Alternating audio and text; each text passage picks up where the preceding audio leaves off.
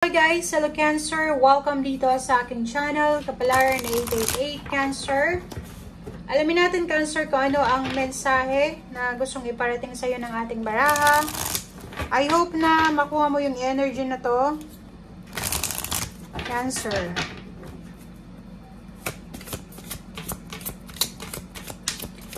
General monthly reading para sa lahat ng Cancer guys. So, intuition lang. Huwag natin kunin yung messages na hindi para sa atin. Okay, Cancer. Whale.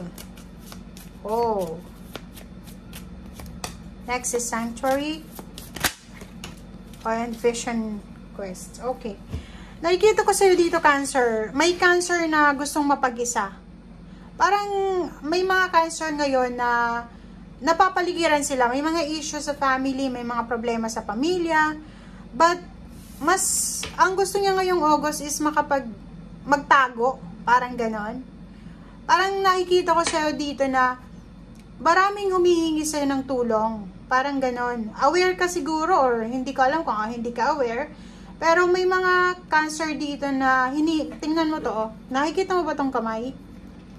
Parang ikaw yan, nasa sitwasyon ka ngayon na sarili mo lang yung focus mo. Parang ganon. Sarili mo lang yung focus mo. And etong taong ito is busy siya sa kung ano yung craft niya. Busy siya sa kung anong ginagawa niya. And marami yung humihingi sa kanya na tulong. Pero ini-ignore niya. Parang ganon. Or it's either ikaw yan, humingi ka ng tulong sa mga tao pero ini-ignore ka. 'Di ba? So comment down below kung nasaan ka dito. And yung iba sa inyo mas gusto nyong magtago. May mga problema na dapat harapin, pero ikaw, mas gusto mong magtago na lang. Nakikita ko sa'yo dito na parang wala kang pakialam sa paligid mo. Parang ganun. Parang iniisip mo na kailangan mag-focus sa sarili ko. Yun lang yung pinaka-importante sa ngayon. Comment down below if you resonated, guys. Whale. Nakikita ko sa'yo dito, ang focus mo is yung umangat sa buhay. Nakikita ko sa'yo dito na isa sa mga possible na plano mo ngayon is makapag-abroad, pumunta ng Middle East, or pumunta sa lugar na mainit. Parang ganon. So, comment down below if may mga Cancer ditong nag-aasikaso kayo ng papeles nyo para sa pag-abroad, para sa pagpunta sa lugar na kung saan ka makakahanap ng mataas na sweldo or makakapagtrabaho para ma-provide mo kung ano yung gusto mong i-provide sa family mo. Okay?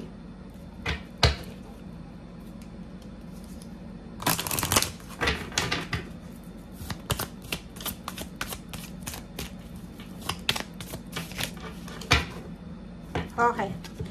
Letting go, emotional release, and self-love. Parang related siya sa Pisces, insight. So, yun. Maging bukas ka sa kung ano man ang pagbabago na posibleng maganap sa buhay mo. Kasi ang dami-daming pagbabagong magaganap sa buhay mo, Cancer. Ang dami-daming pagbabago. Yung sinasabi ng baraha dito is yung mga unexpected, di ba? May mga unexpected happenings or unexpected events na siguro kailangan mong tanggapin. Self-love, love yourself, letting go, emotional release. So, may mga sama ng loob ka siguro, marami kang grudges, resentment, inggit, galit, or kano pa man.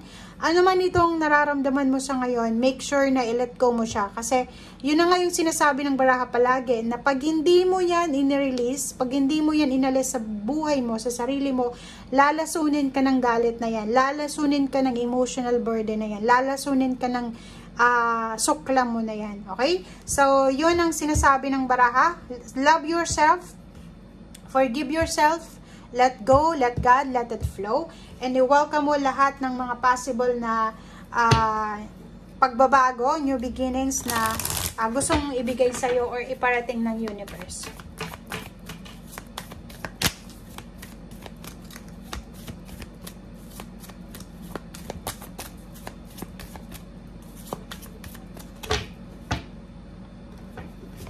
Okay, compassion.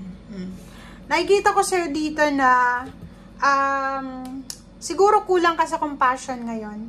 Siguro hindi ka nakakaramdam ng awa or parang yun nga, kasi Itong compassion na to tsaka sanctuary, magkadikit sila. parang medyo ano ka medyo yun na nga, kulang ka sa compassion, kulang ka sa awa ngayon. Parang kahit nakikita mo siguro, hindi ka alam kasi siguro grudges to, siguro may sama ng loob ka. Parang ganito yung scenario sa buhay mo kasi itong sanctuary tsaka compassion, resonated sila. May tao na lihim kang kinakasuklaman, and then may nangyaring hindi maganda sa kanya, kailangan yun ng tulong. Instead na tulungan mo siya, parang ini-ignore mo lang. Parang kasi yung grudges, yung sama ng loob mo, yung nagahari, which is compassion ang kailangan mo. Let go and love yourself. Kasi ang sabi ng baraha dyan sa'yo, kailangan mong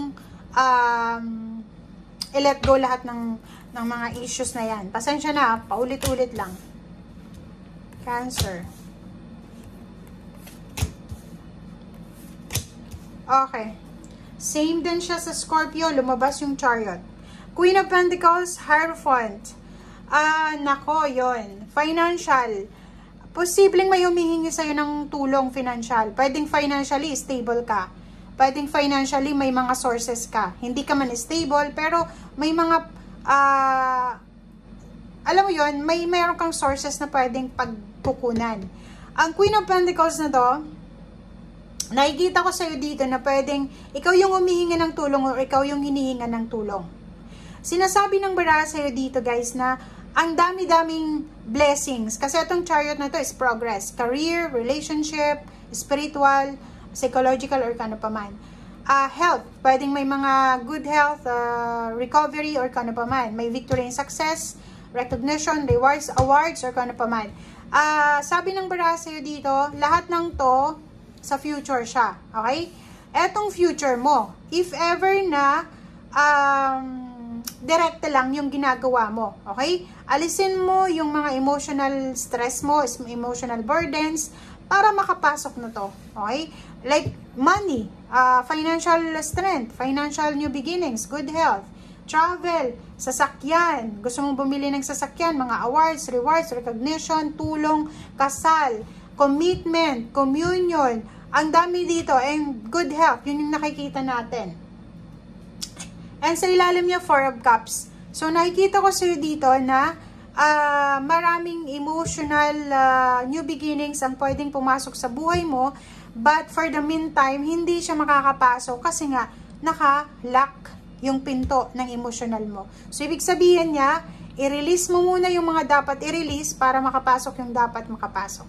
Okay? Thank you guys, and see you again. I hope na nakuha mo yung energy. Bye!